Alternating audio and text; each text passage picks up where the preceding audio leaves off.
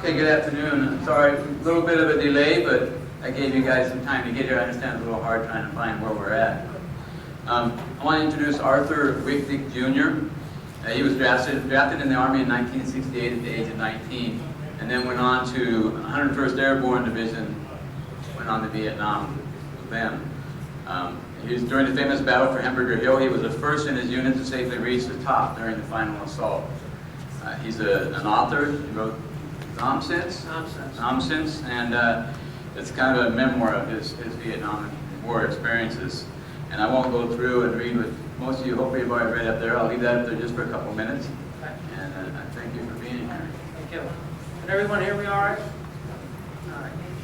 I've got a photo book. If you're interested, you can pass it around. We'll come back to you ladies. All right. Thanks for all coming here and trying to get out of the heat. One of the things that you know, as an 18, 19-year-old back in the 1960s was you either got drafted or tried to get a deferment by going to college. My parents didn't have any money, so after high school, I just took my chances and waited, and I got drafted. I got my draft notice on May 7th, 1968, that was my first day. A lot of my friends would sign up for the Navy or the Air Force because they wanted a fairly safe job. But that was a 4-year enlistment. Being drafted was only 2 years. So I'd rather take my chances at 2 years than 4 years. So when you first get into the Army, I went to Fort Dix. One of the first things you do is you get your head shaved, you get your shots, and you get your clothes, and right after that, you go through a series of written tests, kind of what kind of aptitude you have. And they also ask you to fill out what's known as a dream sheet. In other words, the Army wants to know what kind of skills do you have that we could use, or what do you really want to do while you're in the military? So I was kind of a wise guy. I put down I wanted to be a chaplain's assistant. So, because I figured that's a safe job. So I go before an interviewer, and he's looking at the form, and he goes, chaplain's assistant. He says, have you ever had any seminary training? I said, no. He said, are you going to take seminary training after the military? No. He said, well, you're not going to be a chaplain's assistant. I said, all right. So he looks down, my second choice was pastry chef. So, pastry chef. So same questions. Have you taken any culinary training before you got drafted? I says, no. So then he's looking at me. You know, he said, are you going to take any after the Army? I go, no. He said, well, you know what? You're going in the infantry. Check. So that was the end of that. So, plus, being a 2-year draftee, if I didn't have any specialized skills, the Army didn't want to spend a lot of time on training me for something that I'd be getting out fairly soon. So I finished my my basic training, which is I think 9 weeks at Fort Dix, and then you go to advanced infantry training, which was at Fort Polk, Louisiana. Now, Fort Polk, Louisiana, if anyone's familiar with it, there's a big sign in the infantry area that says Tigerland, home of the combat infantryman for Vietnam. So that's the gate I went through. I go, great, I know where I'm going. So, so I go through there, and I go through the training, and towards the end of the training cycle, like the 6th or 7th week, maybe even the 8th week, we have an exercise known as escape and evasion. And that is where they give you a compass, they turn you loose at sunset, and you have to go from point A to point B through the woods. Try not to get captured by any of the fake enemy soldiers. I think it's like a 2 or 3 mile jaunt through the swamps of Louisiana to get to where you got to go. Well, I got caught right away. so and plus a bunch of other guys, we all got caught. So they take us to this prisoner of war camp. And while we're in there, I can hear people yelling and screaming. And I don't know if they're in real pain or fake pain. I think it's probably fake pain just to scare us. But they put sandbags over our heads and made us hop and run in place. So we got like 30 guys all got caught together. We're in this compound. Everybody's hopping like this. Of course, I don't know it, except I don't know how many people there are. But as I'm jumping around, I'm looking through my sandbag, and there's a hole about the size of a quarter. And I can see out of it. So I'm standing there, I'm hopping, I'm looking. And I can see all these guys bobbing around with sandbags on their head. It was actually pretty funny. So so I'm hopping around in different directions trying to look to see where the guards are. There's nobody around. he just left us in that little compound. So the gate is open, there's nobody there. So as soon as I thought the time was right, I took that thing off my head, shot out the gate, and ran out into the darkness. And right away, there's whistles blowing, and somebody was watching me. And so whistles are blowing, they said, escapee, so I run out, run around the corner, and I only go like 50 feet, and suddenly I'm airborne. They had either a moat or a large ditch around this facility, and I fell into that thing. So, because I couldn't see, because it's pitch black. And I was only there for maybe a minute, trying to get myself reorganized, and I heard two guys coming along and said, hey, we just escaped too, we'll help you. I'm thinking, I don't think so. I didn't say anything. And then I heard them move a little farther down. Oh, we're over here, we'll help you. So what they were a couple of the guards trying to get me to give myself up. Once they were gone, I snuck out of that ditch or whatever it was, and I made it to the rallying point. So that one night, the only person that escaped from that little POW camp was me. So based on that, the Army thought, wow, this guy's got something on the ball. We should make him a squad leader. So they asked me if I wanted to go to Non-Commissioned Officer Candidate School, NCOC. And he said, they told me, Lou, you'll be a squad leader when you get to Vietnam, you'll be in charge. I go, yeah, you know what, that's not for me. I don't want to do that. And they said, well, you can stay in the States for 6 more months. That's all the training is here. I said, okay, I'll do it. So I did. I took the training. I came out of the training as a Sergeant E5, which to a lot of the guys who had been in for a long time, we were looked upon not very favorably. We were called shake and bake sergeants or instant NCOs, because these guys made rank the hard way. I made it the easy, fairly easy, through training. So by the time I get to Vietnam now, I'm going to be in charge of a squad of 12 people. So I get there, and I'm introduced to my squad, and they're all looking at me like, who the hell are you?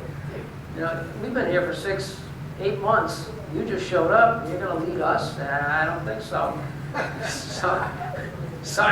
Now I'm thinking, what am I going to do? How am I going to, I got to do something. I got to make these guys think that, make them believe that I'm not a crackpot. I don't want to earn any medals. I just want to go home. I want to finish my time. So, lucky or unluckily for me, the Battle of Hamburger Hill started maybe 3 weeks after I got in country, and my company was asked to assist with the 3rd of the 187th, who was embroiled in this battle. It had been going on for 8 or 9 days. So we get to Hamburger Hill, we get to the bottom of Hamburger Hill, and just before we're getting all of our guys into position, because we're trying to surround this mountain, we had almost 700 people from all the different companies and battalions that were surrounding this hill. And one of the guys saw me, and I saw my sergeant stripes. He says, come on in. So he saw my sergeant stripes, and he says, you know what, you got to get those stripes off, because the enemy is picking off the leaders, and you're going to be one of the first guys they're going to shoot at. And I'm thinking, yeah, I don't know if this is true. So I didn't do anything. I just went with the rest of the guys. So it took so long to set up, because we had to chop our way through the jungle and over these ridges and things. So we had to spend one night out there, and we were not allowed to bring any food with us, only a canteen of water and all our ammunition.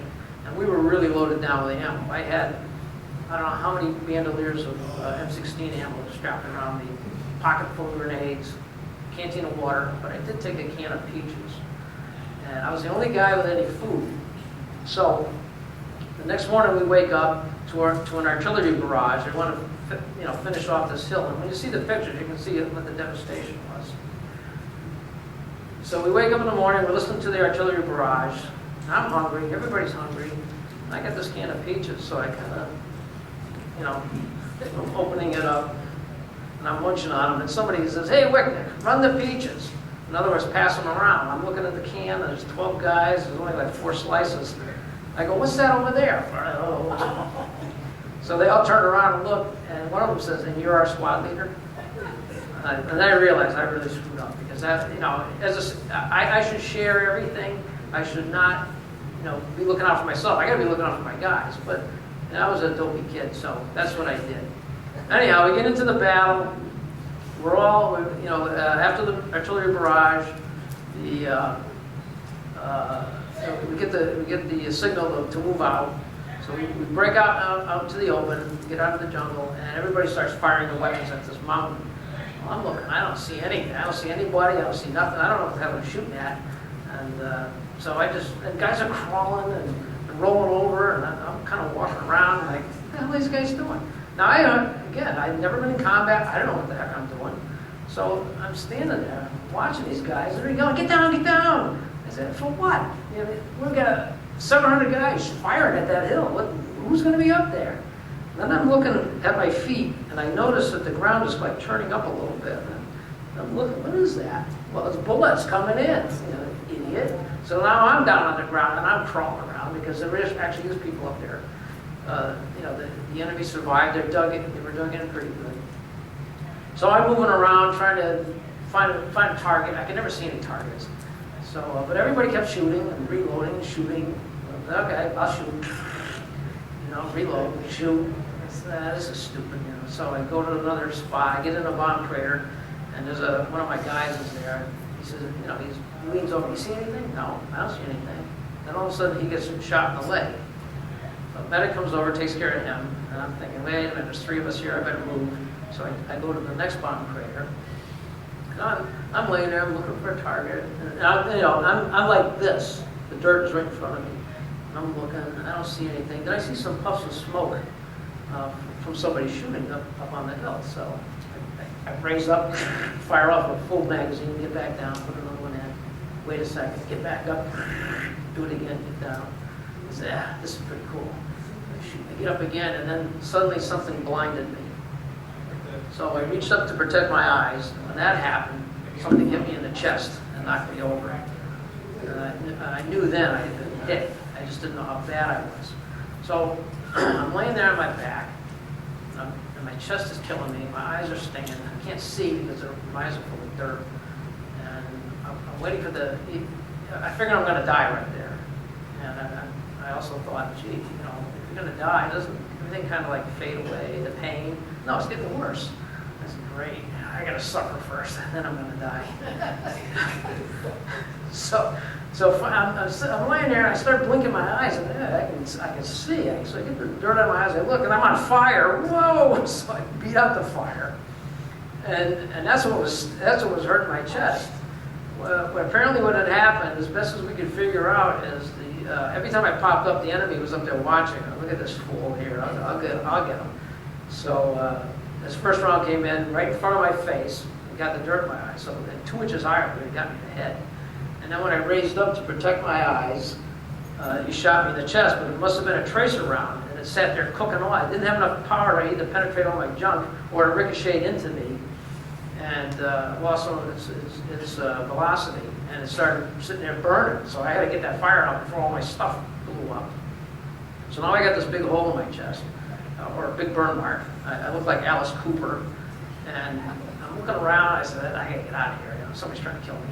So I look at my guys. They're kind of strung out on the left, and over onto one side there's a ridge that has some vegetation. I'm thinking, great, this is a good spot to get up.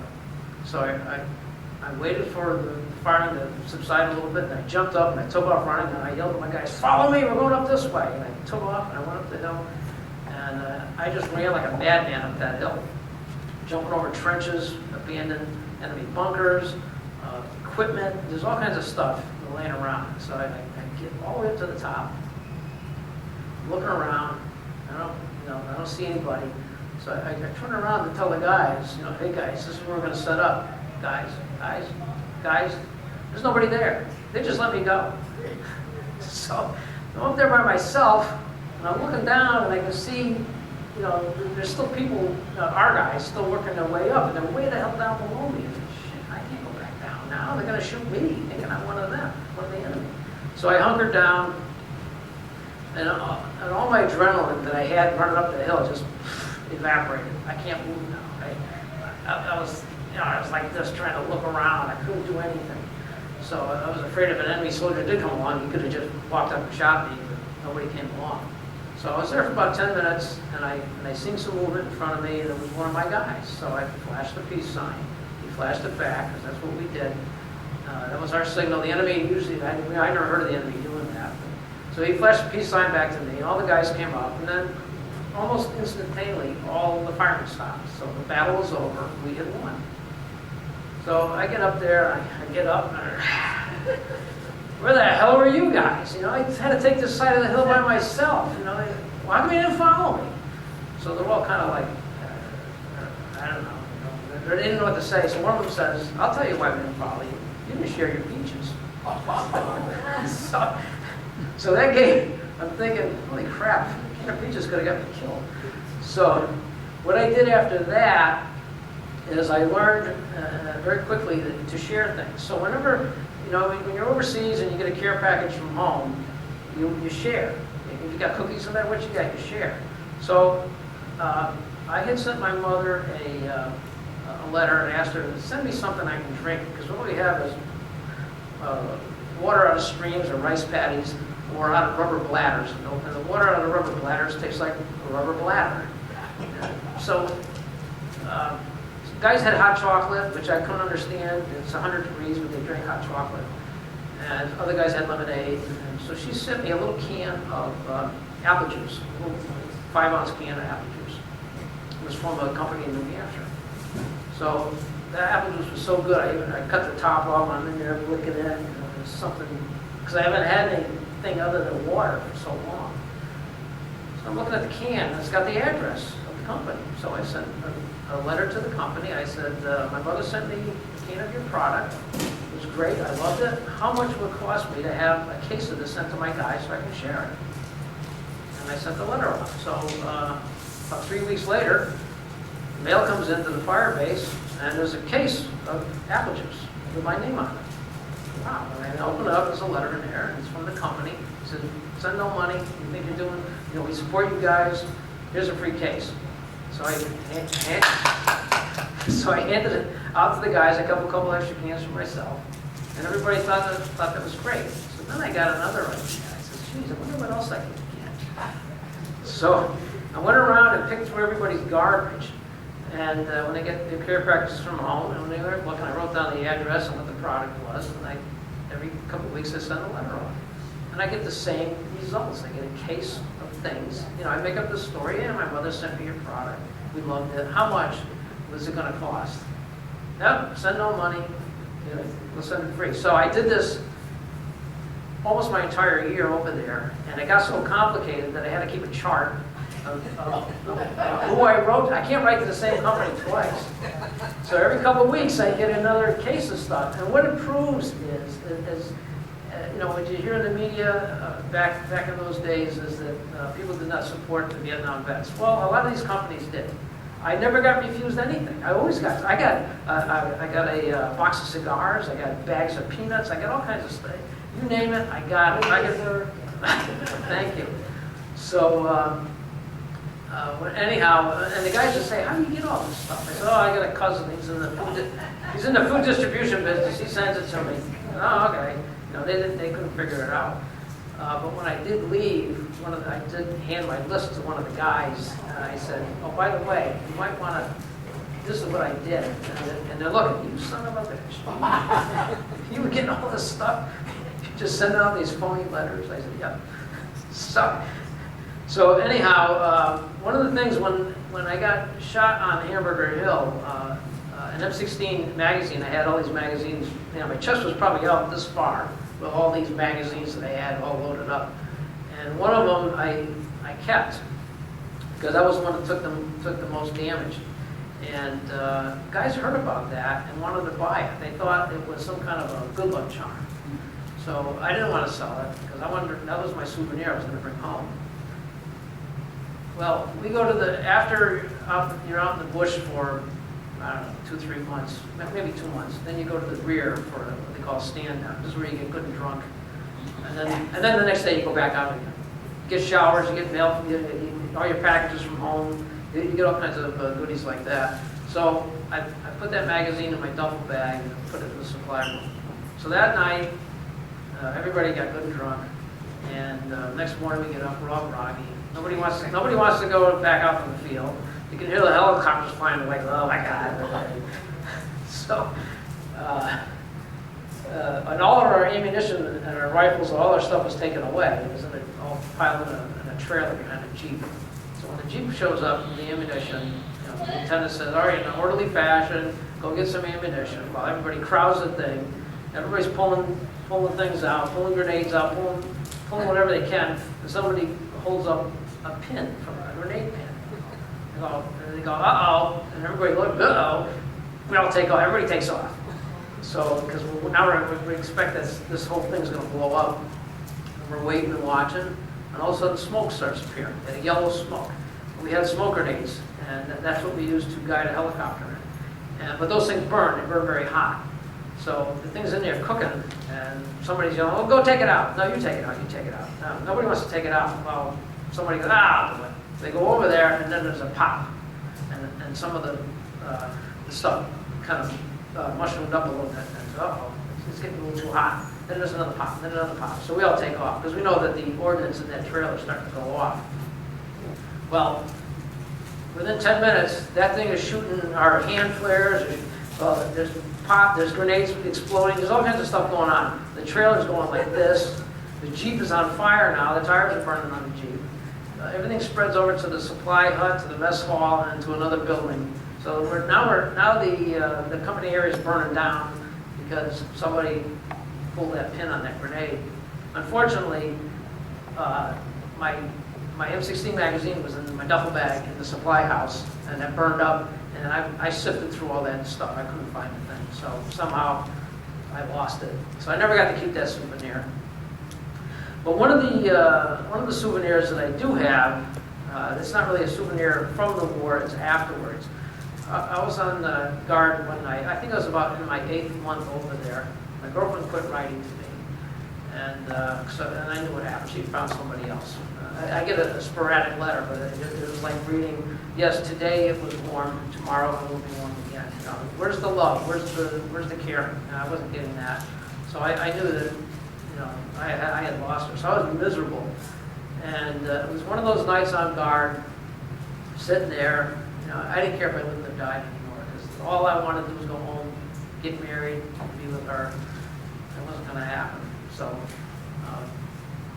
when you're on guard out in the jungle, everybody had a luminous watch, a watch that glowed in the dark.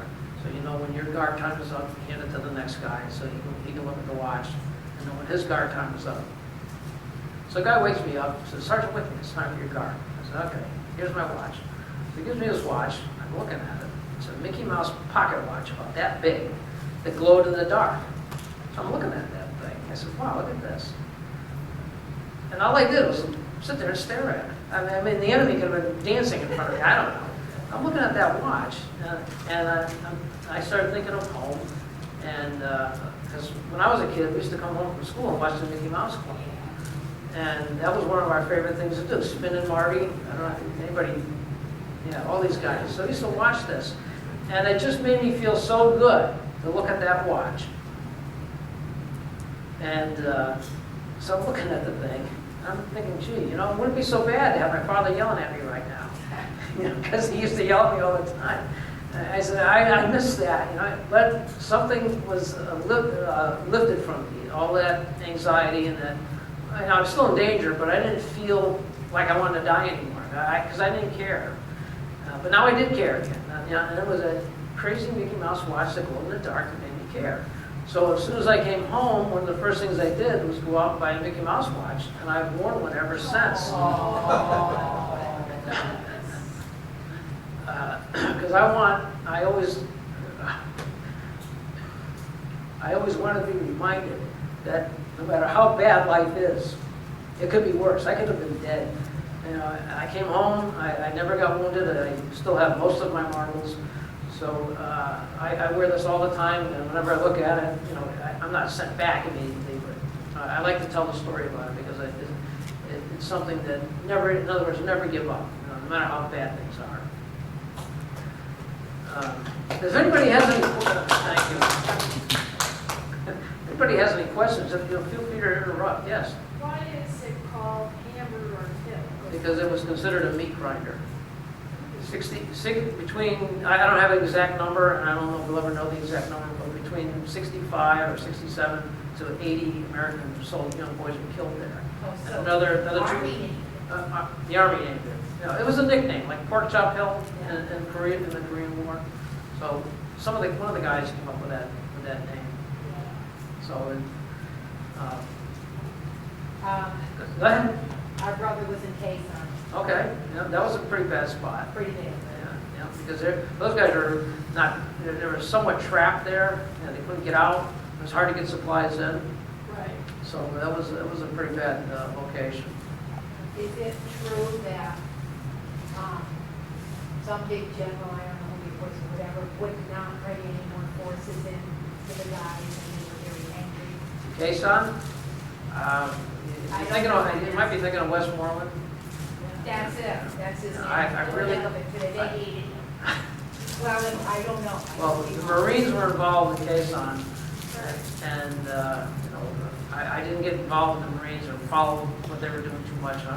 I'm an Army guy, so I can't really answer your questions too accurately. But it was a bad place to work. Oh yeah, very bad. Under siege, 77 days straight. Yep. That's correct. You've also, has anyone seen the History Channel show, Vietnam in HD? Oh, yeah. Well, if you've seen it, you've probably seen me on there. Yeah. Oh, thank you. Well, I want to talk about my homecoming. I hope I can keep it together. No, I understand. I wrote my book Nonsense, and because I wanted to tell people what it was like for me. I didn't want to write a war story. I want to, just like I'm talking, I did all these goofy things just to survive. I cheated companies out of their product, and I did whatever I could. And so, but I was still out in the jungle most of the time, so I was out there in the misery like everybody else. So, so the History Channel had found me through my book and put me in a documentary, Vietnam in HD, which I'm very honored to be part of that. And the big thing that they wanted to know was about my homecoming. So I've always heard these stories about guys being spit on or things. That never happened to me, so I don't know how accurate those stories are. It could be urban legends, it could be true, I don't know. But what happened to me is I landed at Bradley, and I'm in my full dress green uniform, and I'm walking through, I'm feeling pretty good. I'm home. Yeah, I'm home. And I'm looking around and I'm saying, gee, how come there's nobody else here in uniform? I'm the only guy. Oh, well, I don't care. I'm home. So, and then I get to a payphone and I call and I also had a 9-day drop. So I didn't tell my parents because I wanted to go home and surprise them, just walk through the door. So I set up this thing with my cousin. He's going to come and pick me up. And then we're going to surprise my parents. So I called my cousin, I said, hey, I'm up at Bradley, come and get me. And this is, my parents don't know anything, right? They go, no, in fact, they're in Maine. So I said, Maine? Yes, yeah, you weren't supposed to come home for another week and a half, so they went to Maine. Isn't it great? So anyhow, I'm going through the airport, and I noticed people were looking at me, and they're going like this, pointing, and then, hitting each other, look, soldier. And I'm thinking, man, I'm in Connecticut. This is not going to happen here. It was, and then people. I had heard about it. Yeah, I had heard about it, and I'm thinking it'll never happen here. So I see people whispering, nudging, and going. I said, oh, crap! Now what am I going to do? So after I called my cousin, I went and I found an area to sit down, and other people filtered in there. And when I sat down. There's chairs everywhere, and I sat down, and people would come in around the corner, and they'd see me, and they'd go like that, and scoot off to the side. And then as the place filled up, I'm sitting there, these 2 seats stayed vacant. People were standing against the wall, they were sitting on the floor, no one dared sit next to me. And it was... Well, you're finally honored. Well, thank you. So it was very, very difficult, and I knew then I had to get home, get the hell out of that uniform.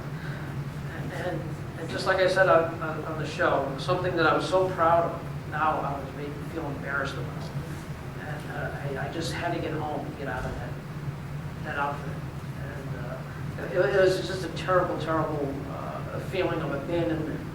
But now we fast forward to today, and the recent wars that we've had in the military today gets great send-offs, great homecomings. And initially I was a little jealous about that. Then I started thinking, if it wasn't for our bad treatment, these guys would never get that.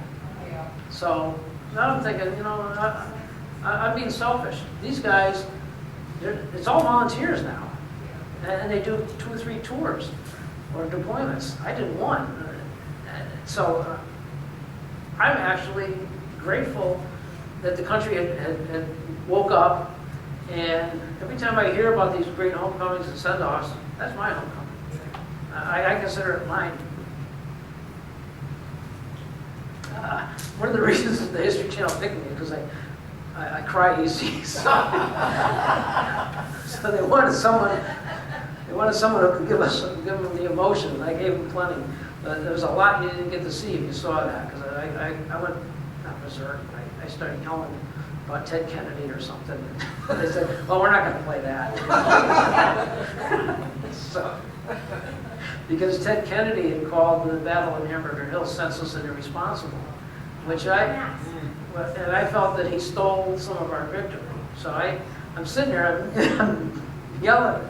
The director's going, "Okay, we understand." I said, he said, "Let's take a break." Yes. Are there any other questions? I'll be glad to answer. Yes. In the book, did you write something about survivor's guilt too?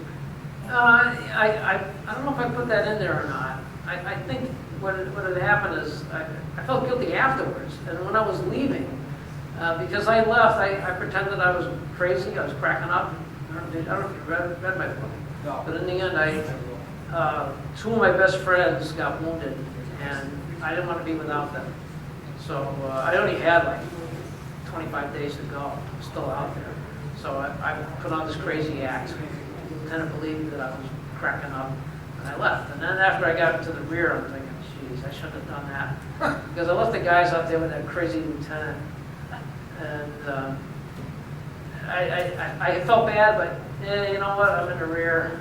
I hope those guys do okay. So What was your lieutenant like when you felt crazy? he had trouble map reading. He's very excitable. Like if we tripped a booby trap or something, he'd call in on the radio. "Hey, we're under attack.